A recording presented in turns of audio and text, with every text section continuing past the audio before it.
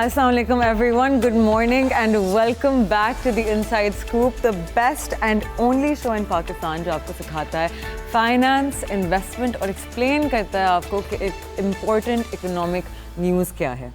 तो आज सबसे पहले let's start with the Fippy Lippy, which is, as you guys know, my favorite.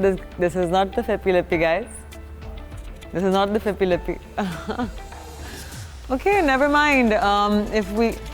If we could come to the moving averages की chart, great.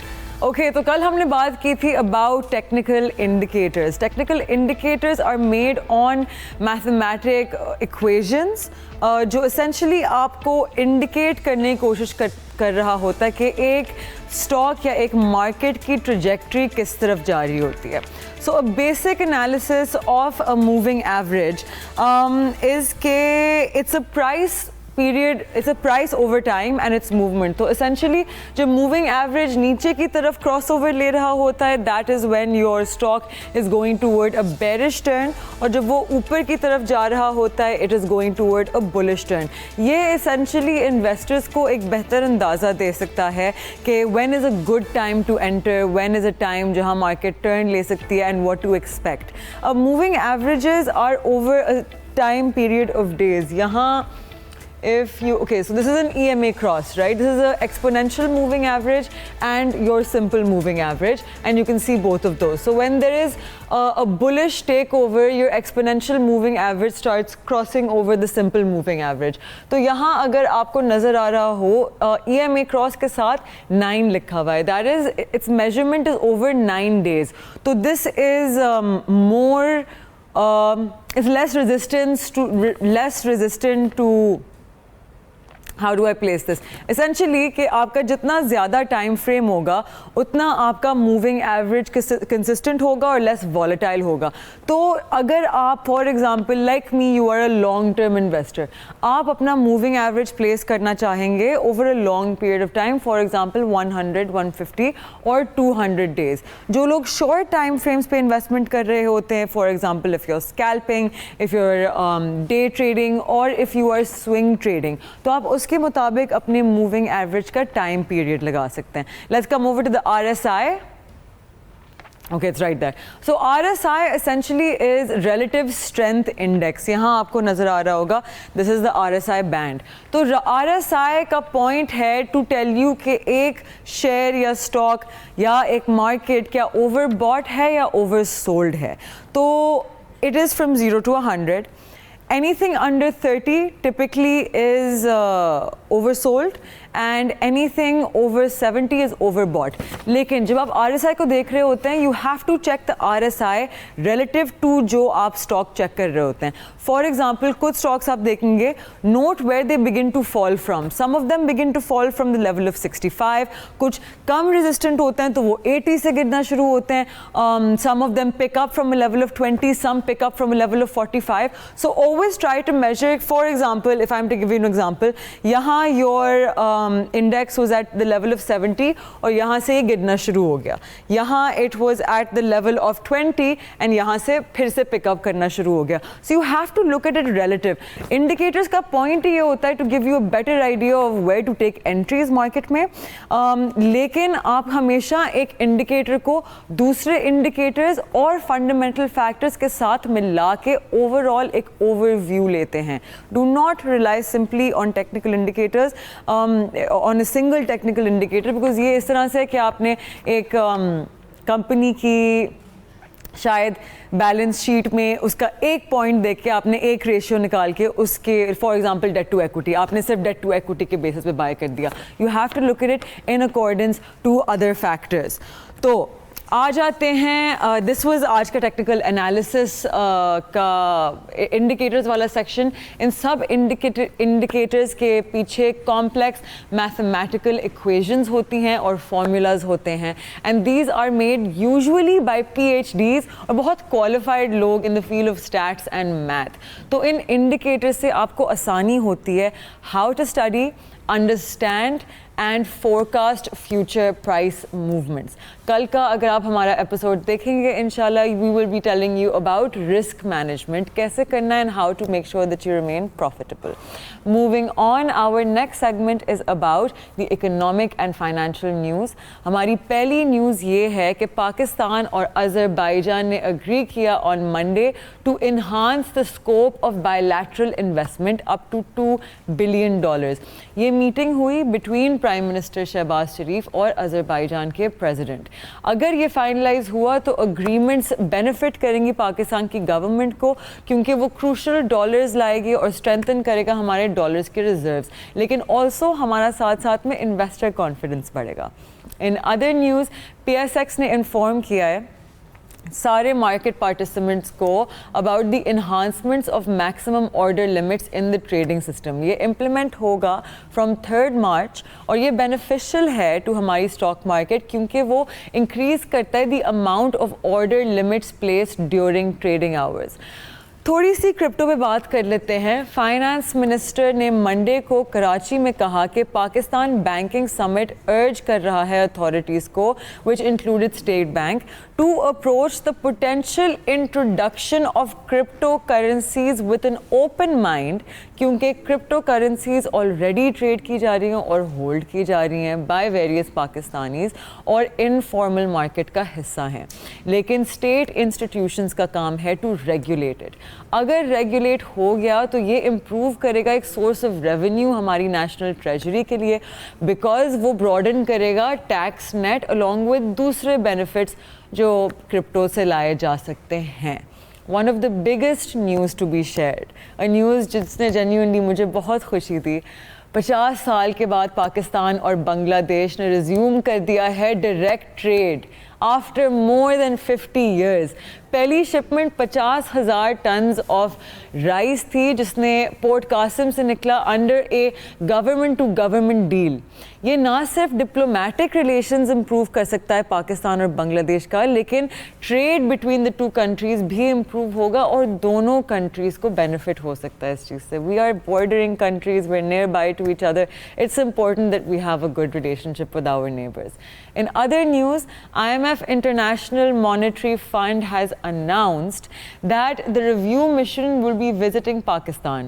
IMF की team Pakistan का दौरा करेगी, जो कि ना सिर्फ $7 अरब की लोन की अगली किस्त का रिव्यू करेगी और अगर सेटिस्फाई हुई पाकिस्तान की कर्जगी से तो फिर अप्रूव करेगी $1 बिलियन का ट्रांच, जो कि हमारी मार्केट, हमारी स्टॉक मार्केट और ओवरऑल बिजनेस और इकोनॉमी के लिए बहुत फ़ायदेमंद होगी. इसके साथ साथ AIKL और IMF की टीम डिस्कस करेंगी क्लाइमेट फाइनेंसिंग के ऊपर, जहां पाकिस्तान ने IMF से $1 अरब मज़ीद मांगा है for loss caused by floods. अगर ये 2 सक्सेसफुल हो गए तो पाकिस्तान की इकोनॉमी पे बहुत पॉजिटिव बूस्ट आएगा, पाकिस्तान स्टॉक मार्केट बहुत बड़ी रैली दे सकती है और ओवरऑल इन्वेस्टर सेंटिमेंट पॉजिटिव होगा. आए let's look at the current market and see कि हमें याद है अपना टेक्निकल एनालिसिस का सेक्शन. Current market chart, guys, keep up. So our current market is trading, HBL is up, SERL is up, TGL is up, MARI is up, everything is up, क्योंकि हम 1200 point ऊपर हैं, 1200-1300 पॉइंट ऊपर हैं, which is amazing, क्योंकि कल हमने bullish closing दी थी and even today we are trading up. We don't have the FIPI LIPI with अस, लेकिन मैंने जब फिपी लिपी देखा था तो there was a lot of buying from mutual funds, which means today could be more buying from mutual funds. We will see tomorrow जब मैं फिपी लिपी की और बात करूँगी. आज के we are at 115,183 points, 853 points का चेंज हुआ है. Percentage change 0.75. सबसे हाई आज का पॉइंट था 1,15,800 points, लो था 100, which was opening, and ever since then we have been bullish. So this was the current market status. हमारे साथ रहिएगा. We will be right back after a very short break. हमारे साथ एक guest मौजूद हैं who is the head of research at a very big brokerage firm. Please कहीं ना जाइएगा. Stay with us. We'll be right back. This is the Inside Scoop. मैं हूँ Mashal Khan.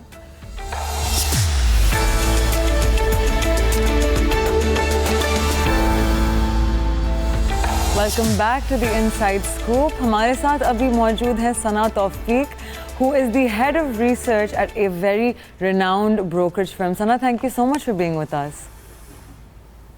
Thank you for inviting me on the show. No, the pleasure is all ours. हमें बताएं कि the market has essentially seen one of the biggest bull runs पिछले कुछ महीनों में. इस रैली को ड्राइव क्या चीज़ कर रही थी?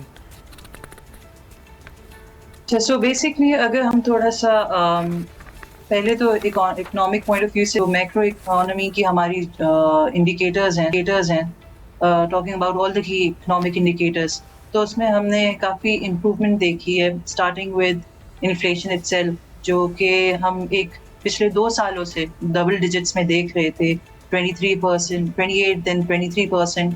That has significantly come down. अब जो है सिंगल डिजिट में भी एक्सपेक्ट कर रहे हैं इस साल की एवरेज. तो इन्फ्लेशन का नीचे आना and obviously as a resultant हमने देखा स्टेट बैंक ने भी जो अपनी जो टाइट पॉलिसी थी उसको इंटरेस्ट रेट्स को कट किया फ्रॉम 22% टू अभी वी आर स्टैंडिंग एट 12% और एक्सपेक्ट किया जा रहा है 1% से भी रेट कट किया जा सकता है. तो उस टाइट स्टांस को चेंज करके पॉलिसी का ईज ऑफ होना. एंड देन ऑब्वियसली पे एक्सटर्नल फ्रंट पे भी अगर हम देखें करंट अकाउंट के नंबर्स हमारे सामने हैं, कहाँ हम डेफिसिट में थे और अब हम जो है सरप्लस रिकॉर्ड कर रहे हैं on the external front as well. And that also translated into जो पीकेआर स्टेबिलिटी हम देख रहे हैं. सो ये couple of factors on the economic front and as well as obviously अगर हम मार्केट में देखें एक फैक्टर जो मिस कर रहे थे वो था लिक्विडिटी का फैक्टर. सो इन सारे वजूहात की वजह से हमने देखा है कि लिक्विडिटी का इन्फ्लक्स हुआ है मार्केट में. ऑल्दो अभी भी हम वेट कर रहे हैं कि फॉरेन इन्वेस्टर का भी जो है इनफ्लो आना स्टार्ट हो. अभी तो नेट बेसिस पे सेलर ही हैं.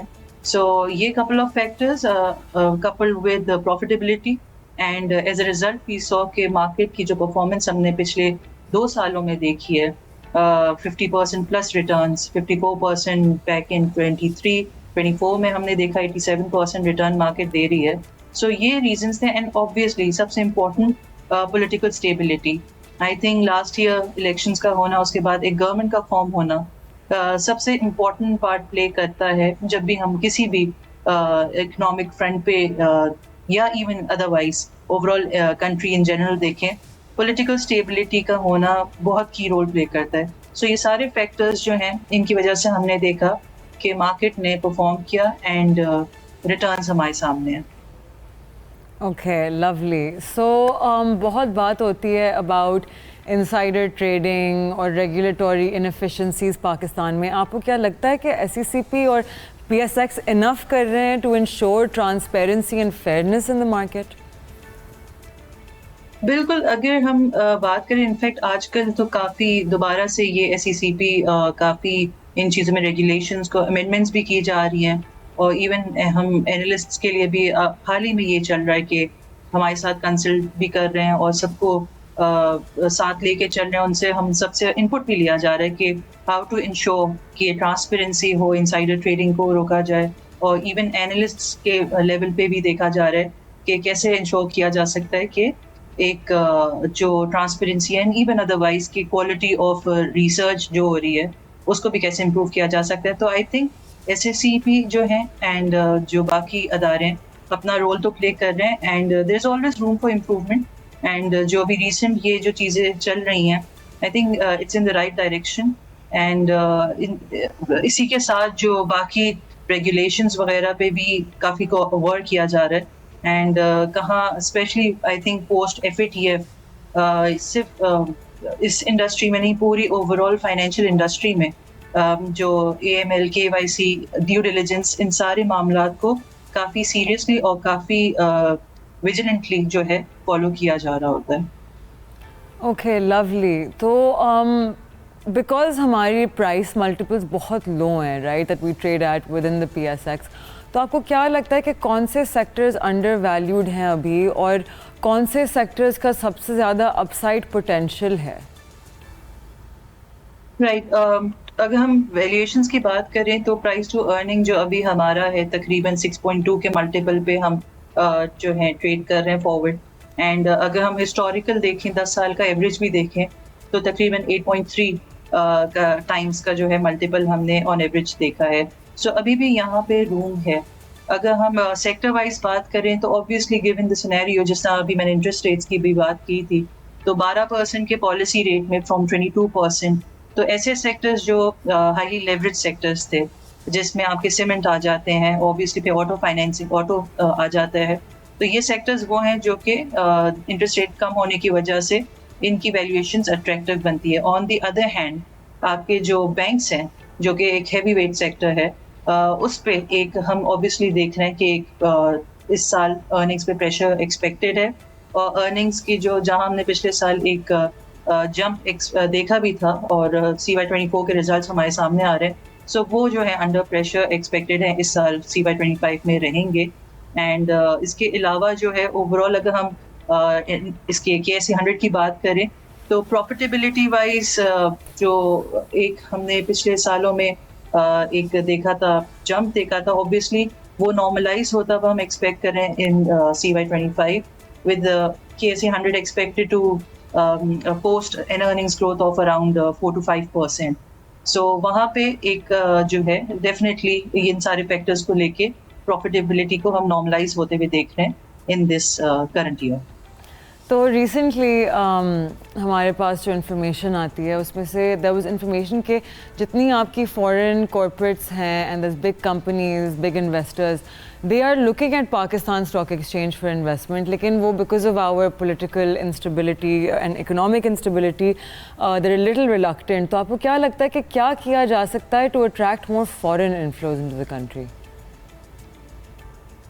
सो बेसिकली इसमें अगर हम बिल्कुल फॉरेन इन्वेस्टर का जो है देखें, जब भी हमारी भी बात होती है अपने फॉरेन इन्वेस्टर से, क्लाइंट से, तो पहली चीज़ उनका कंसर्न डेफिनेटली गवर्नेंस होता है और फिर ओवरऑल इकोनॉमिक सिचुएशन है। जो फॉरेन इन्वेस्टर है वो हमेशा सस्टेनेबिलिटी को प्रेफर करता है, एक सस्टेनेबल ग्रोथ हो, इकोनॉमिक इंडिकेटर्स जो हो सस्टेनेबिलिटी रिपोर्ट करें। सो उसको देखते हुए अभी ऑब्वियसली हमारी जो एक पॉलिटिकल जो चेंज, और हमने देखा फिर उसके बाद इलेक्शंस का होना, सो एटलीस्ट उस फ्रंट पे तो एक ब्रीदर इकोनॉमी को मिला है। अब होना यही चाहिए कि ऑब्वियसली कुछ हिकअप्स तो रहेंगे, पॉलिटिकल नॉइस रहेगी, बट जो एक गवर्नमेंट आती है तो सबसे इम्पोर्टेंट वुड बी कि ये अपना जो टर्म है कंप्लीट करे, एंड उसके साथ ही अपनी परफॉर्मेंस भी दिखाए। हमने अभी जो इकोनॉमिक इंडिकेटर्स में हम देख रहे हैं improvement, this should continue, and दोनों पॉलिटिकल प्लस इकोनॉमिक दोनों फैक्टर्स ही जो हैं एक फॉरेन इन्वेस्टर का जो इंटरेस्ट है और जो फेथ है in the country, in the stock, Pakistan stock exchange, obviously वो से रीइंस्टेट करने में सबसे की रोल प्ले करेगा। एंड देख रहे हैं हम कि इन्वेस्टर का जो है इंटरेस्ट बन भी रहा है, एंड ऑब्वियसली थोड़ा सा टाइम लगेगा, एंड दोबारा से जो हम पोर्टफोलियो इन्वेस्टमेंट्स एक्सपेक्ट कर रहे हैं, इनफ्लोज एक्सपेक्ट कर रहे हैं, that is going to take time, but hopefully अब जो है आना भी शुरू करने चाहिए। रीज़न बीइंग के PSX आई थिंक एक अपॉर्चुनिटी की दुनिया है, और यहाँ बाकी जो दूसरे ममालिक में हम देखें तो उससे ज़्यादा आई थिंक अगर हम डिविडेंड यील्ड भी देख लें अपने, और जिस तरह भी आपने बात की थी अंडर वैल्यूड हमारे स्टॉक्स हैं, सो चीप प्राइसेस पे अंडर वैल्यूड स्टॉक्स, उसके साथ जो बाकी मैक्रोज आपके अभी फेवर में अभी तक चल रहे हैं, सो इन सबको देखते कंसिडर करते हुए I think it is the right time to invest in Pakistan stock exchange. I agree with that. तो अभी हमारा बरकत फ्रिजन का बहुत सक्सेसफुल IPO था, about what 18x over subscribed, तो that gives a very good sign for उन लोगों के लिए जो सोच रहे हैं to do an IPO and partake in an IPO। तो आपको क्या लगता है, what is in the upcoming IPO pipeline Pakistan के लिए? आपको लगता है कि कंपनीज क्या लिस्ट करेंगी एंड क्या वो इंक्रीज आएगा IPOs में? For sure. देखें वही बात है कि अब जहां हम बात कर रहे हैं कि फंड रेजिंग की, इक्विटी रेजिंग की, पैसे जो कंपनीज हैं, हमने ये एक दौर पहले भी देखा था, पिछले साल से पहले भी, एक साल पहले भी 7 से 8 IPOs हमने देखे थे, फिर ऑब्वियसली एक लल पीरियड भी था, बट देन दोबारा से जो है बरकत हो गया। इससे पहले फिर BF बायोसाइंस का भी हुआ है। सो ये बैक टू बैक ऐसे IPOs होना जिससे दोबारा मार्केट में in general and obviously investors को भी एक कॉन्फिडेंस मिल रहा है कि देयर रिटर्न ऑन इन्वेस्टमेंट जो है उनके सामने है। सो एक तो वो है, उसके अलावा जो कंपनीज भी हैं उनको भी नज़र आ रहा है कि ये जो आई think it is the right time कि वो अपनी इक्विटी फाइनेंसिंग का कंसिडर करें, अपना फंड रेजिंग करें, एक्सपेंशन हमारे सामने है। इसमें सबसे इम्पोर्टेंट रोल ये भी प्ले करता है कि जो एक्सपेंशन आपके ओवरऑल इकोनॉमी में आएगी विद मॉनेटरी ईजिंग, और ऑब्वियसली फिर दूसरे फैक्टर्स भी हैं कि जिस तरह हम अभी तक तो देख रहे हैं कि कोई मेजर केपेक्स नहीं हो रही, या कह लें आप मैन्युफैक्चरिंग इंडस्ट्री में वो अपटिक नहीं है जो कि आ जानी चाहिए, होनी चाहिए। उसके ऑब्वियसली मल्टीपल फैक्टर्स हैं, बट देन अगेन जहाँ कुछ अभी भी कंपनीज हैं जो कि फंड रेजिंग की तरफ आ रही हैं, तो I think IPO is the right time. इस वक्त आपके जो कंपनीज हैं जैसा मैंने अभी पहले ही बताया, अच्छे वैल्यूएशंस पे उनको मिल रहा है, और फिर लिक्विडिटी सबसे इम्पोर्टेंट फैक्टर है मार्केट में इस वक्त, लिक्विडिटी भी है। मैं छोटी सी अगर मिसाल दूं, अगर आप अभी फिक्स्ड इनकम एसेट क्लास में जाते हैं, आपको कितना 10 से 12 या इसी रेंज में आपको रिटर्न मिल रहा है। यहीं आप स्टॉक मार्केट में आते हैं तो आपका रिटर्न जो है मल्टीपल टाइम्स बढ़ता है। सो इस सब को देखते हुए भी इन्वेस्टर तो यहाँ अपॉर्चुनिटीज ढूंढ रहा है, एंड आई थिंक आईपीओ जो कंपनीज करा रही हैं उनको ये चीज़ नज़र भी आ रही है कि इस वक्त liquidity, specially local liquidity, domestic liquidity जो है उसको टैप करने का राइट टाइम है। एंड हमने इन आईपीओस में देखा है कि जिस तरह ओवर सब्सक्राइब हो रहे हैं और इन्वेस्टर का अभी भी इंटरेस्ट है। सो आई थिंक यहाँ पे मजीद और कंपनीज आएंगी, एंड इस साल हम देखेंगे दोबारा आईपीओस के जो क्वांटम है उसको मजीद बढ़ते हुए। Lovely, lovely. So I wanted to ask, क्योंकि you are माशाल्लाह से the research head, आप लोगों का department, is there anything that sets you as a department apart from बाकी ब्रोकरेजेस और एएमसीज के रिसर्च डिपार्टमेंट्स? आप लोगों के एनालिसिस के बारे में कुछ ऐसा डिफरेंट है, कोई ऐसी चीज़ जिस पे आप लोग ज़्यादा तरजीह देते हैं या ज़्यादा तवज्जो रखते हैं, जिसकी वजह से may be you guys feel like you have stronger research? जी बिल्कुल, आई थिंक इसको देखने के लिए सबसे इम्पोर्टेंट है कि मार्केट आपको किस तरह एक तो एक्नॉलेज करती है, प्लस जो हमारे ब्रोकरेज हाउस के अवार्ड्स होते हैं उसमें CFA सोसाइटी के अवार्ड्स बहुत मैटर करते हैं। फिर एशिया मनी है, then we have got Euromoney. So इसमें अल्हम्दुलिल्लाह अगर हम कहें तो हम कंसेक्यूटिव कितने सालों से बेस्ट ब्रोकरेज का भी अवार्ड हमें मिल रहा है। But that's mostly because of the size of retail that you guys have rather than in depth. नहीं, अगर रिसर्च साइड पे आए, that is more to do with the research, the quality of research, and obviously जो हमारी frequency of research है। At the moment अगर मैं बात करूँ एनुअल बेसिस पे, तो हमारी इन डेप्थ डिटेल्ड नोट्स हो गए, रेगुलर नोट्स हो गए, we are releasing more than 500 plus notes on an annual basis. Yeah, so frequency and most importantly I think social media presence. Arif Habib limited जो है social media, Twitter, LinkedIn, everywhere. So हम we make sure कि हम अपने clients को हर तरफ से engage रहें क्लाइंट के साथ। हमारी जो सर्विसेज हैं, सोशल मीडिया हो गया, व्हाट्सएप हो गया, हर लिहाज से जो है एक आरिफ हबीब की एक प्रेजेंस है। सो आई थिंक वो भी बहुत मैटर करती है, and of course timely research. We keep our clients updated on timely basis. जो भी है कोई क्वेरी आती है उसको एड्रेस करना, and not only institutional clients, जो इंडिविजुअल क्लाइंट्स हैं उनसे भी हम एज ए डिपार्टमेंट हमारी वी मेक श्योर कि हम लोग जो है उनको अपडेटेड रखें, और people do look up to our research. और इनफैक्ट यही चीज़ है जो ट्रांसलेट करती है फिर ऑब्वियसली तो जो मैं अवार्ड्स की भी बात कर रही थी। और एक और इम्पॉर्टेंट चीज़ भी है, अल्हम्दुलिल्लाह we have got a good research team. और आपने स्पेसिफिकली ये भी एक मैं पॉइंट हाईलाइट ज़रूर करूँगी कि फीमेल्स को आपने हार्डली देखा होगा कि brokerage industry. That's lovely to hear. So I think अगर on the top level especially I don't think कि कोई ऐसा हाउस मेरे एटलीस्ट अभी ज़हन में नहीं आ रहा जिसमें a female is You're completely right about this. I feel like overall Pakistan में and actually globally finance एक ऐसी division आपको economically लगती है कि नेचुरली जस्ट कम्स टू, आपके दिमाग में फाइनेंस ब्रोज का टर्म आता है because it's so male dominated typically. Even जब आप ब्रोकर का सोचते हैं तो आपके दिमाग में एक सूटेड बूटेड मर्द आता है आपके दिमाग में, even naturally like us as well, because of the fact that it's so male dominated. तो जब भी मुझे सुनने को मिलता है कि बहुत सारी औरतें हैं किसी एक फर्म में, किसी AMC में, मुझे तो बहुत खुशी होती है personally. Absolutely, I can gauge for it क्योंकि being head of research myself और वो भी एक लीडिंग ब्रोकरेज हाउस का, आई थिंक ये सारे फैक्टर्स कंट्रीब्यूट करते हैं कि एक फर्म की, एक हाउस की एंड ऑब्वियसली डिपार्टमेंट की स्ट्रेंथ पे एंड उनकी क्वालिटी ऑफ रिसर्च पे भी. And also the fairness I guess then, right, कि सबको इक्वल अपॉर्चुनिटीज मिल रही हैं. इक्वल अपॉर्चुनिटी एंड अगर मैं सिर्फ अपने हाउस की बात करूं कि विमेन एम्पावरमेंट की बात होती है और यहाँ पे एक्चुअली हमने देखा भी है, अगर हम 7 से 8 डिपार्टमेंट्स होंगे तो उसमें से आई थिंक 3 से 4 तो सिर्फ फीमेल उसको हेड कर रही हैं. माशाल्लाह, दैट्स लवली. एग्जैक्टली, सो ये एक चीज है, आई थिंक एक फॉरवर्ड लुकिंग और एक ओपन माइंडेडनेस और एक जो वो डेफिनेटली इसमें नजर भी आती है. Lovely, thank you so much for sharing that with us. तो अभी हमारी ग्लोबल कमोडिटी प्राइसेस बहुत फ्लक्चुएट कर रही हैं, तो आपको क्या लगता है कि कौन सी एसेट क्लासेस सबसे ज़्यादा एट रिस्क हैं?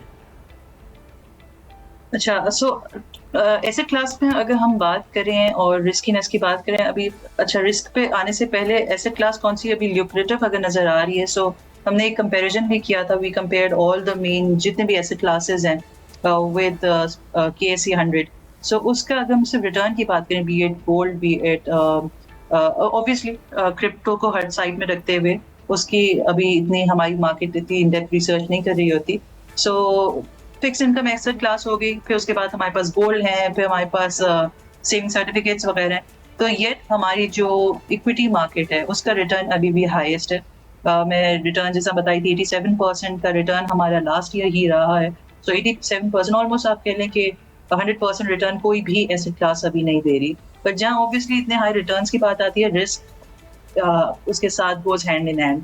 जहाँ तक रिस्क की बात है तो जिस तरह कमोडिटी साइकिल है वो भी एक फैक्टर है, बट अभी तक जिस तरह ऑयल प्राइसेस हैं अभी तक $75 पर बैरल पे ट्रेड कर रहे हैं and there was a time कि इसमें हमने देखा $90 भी क्रॉस किया था. सो वॉलेटिलिटी उस साइड पे.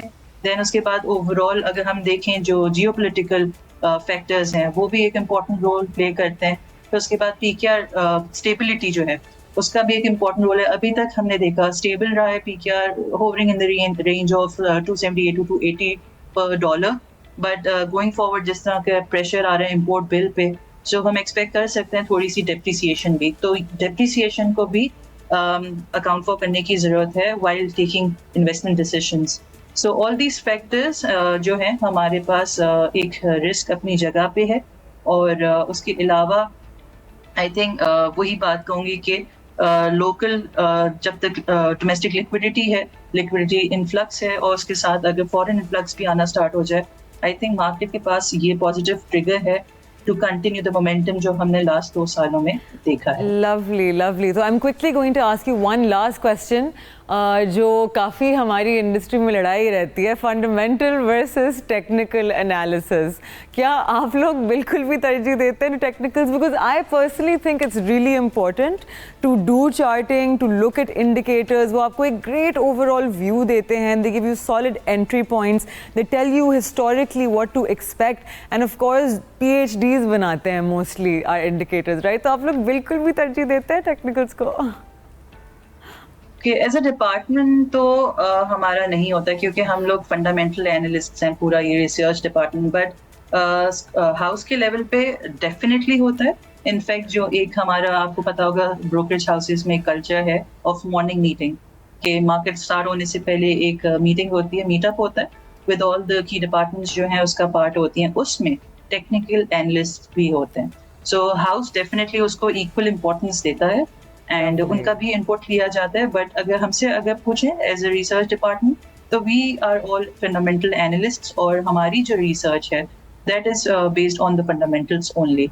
जहाँ तक ट्रेडर्स की कॉल है, तो सी टेक्निकल एनालिस्ट का ये आप कह लें कि शॉर्ट टर्म ट्रेडिंग के लिए सबसे इम्पोर्टेंट रोल है उनका. और अदरवाइज भी ऑब्वियसली इम्पोर्टेंट है उनका Sana view ji, जानना। I'm so sorry to cut you off. Sadly, we are out of time, so I will thank you so much for being here with us today. Thank you for taking out the time, and I will hopefully see you soon in person. Show हमारे show में tune in कीजिएगा कल सुबह at 11 a.m. We're here every day as long as the stock market's open. We're open too. I'll see you tomorrow. This is the Inside Scoop. I am Mashal Khan. Take care. Khuda Hafiz.